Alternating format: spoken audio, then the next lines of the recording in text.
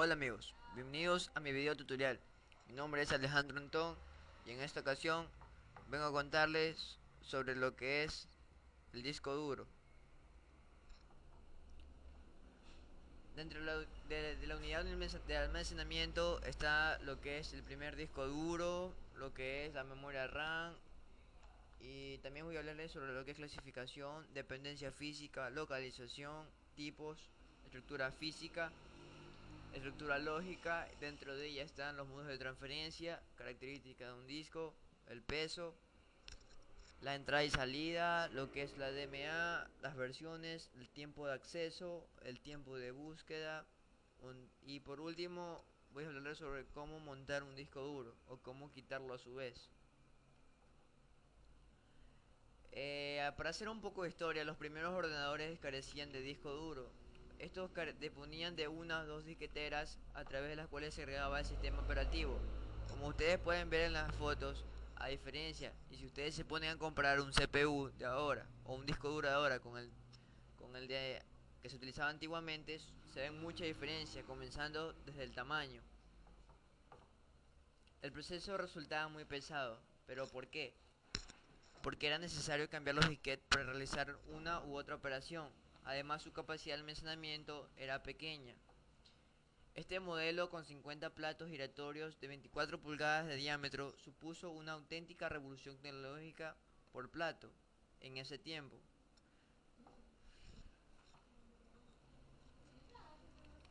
El primer disco duro colocado en un ordenador modelo Rackman de IBM en el año 1956.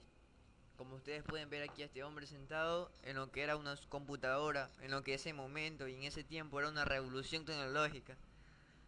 Ustedes ven el CPU, el horrendo CPU y la computadora. En ese tiempo no se utilizaba lo que es un monitor, sino como lo que se utiliza como una máquina de escribir.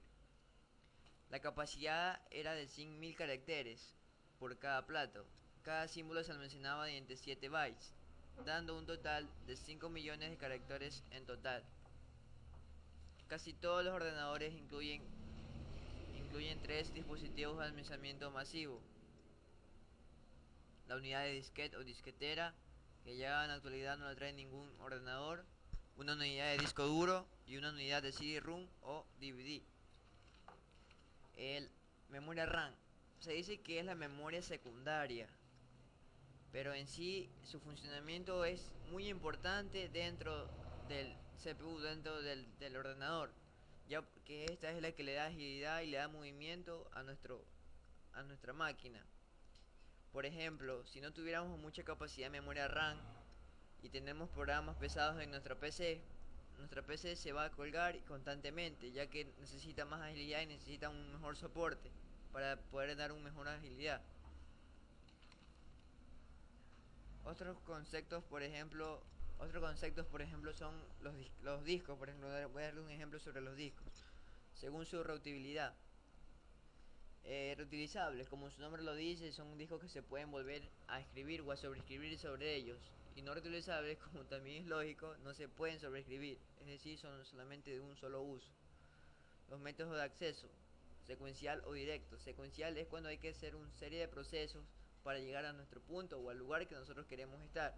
En cambio, directo solamente hay que darle un clic o ir directamente a lo que vamos sin pasar por un proceso.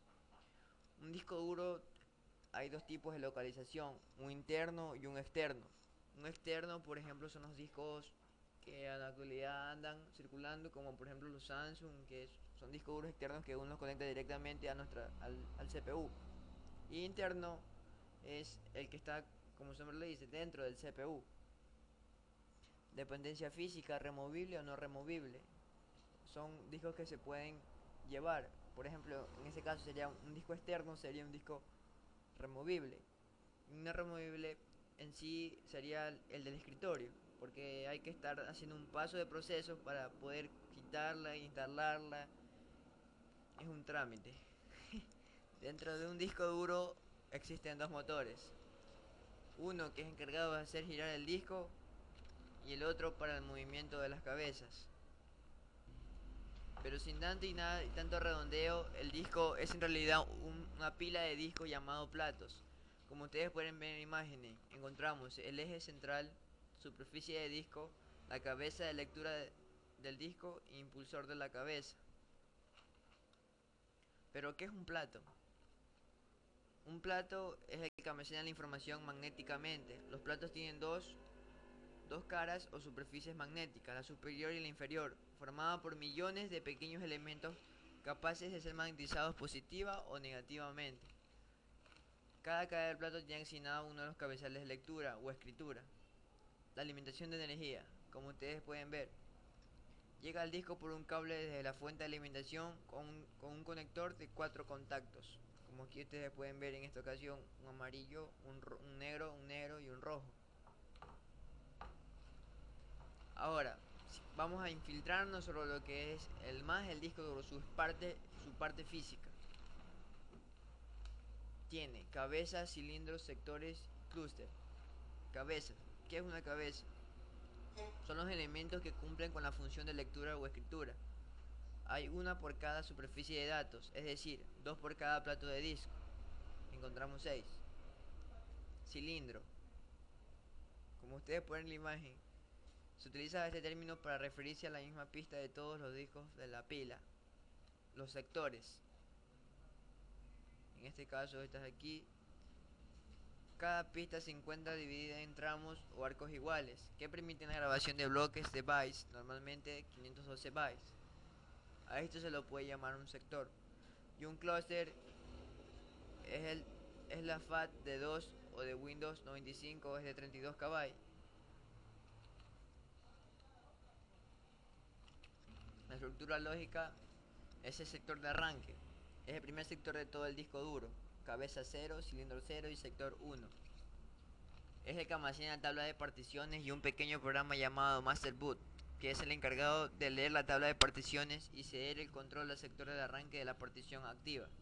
Ahora encontramos dos tipos de espacio, el espacio particionado y el espacio sin particionar. El espacio particionado es el espacio del disco duro que ha sido asignado a alguna partición. Las particiones se definen por cilindros.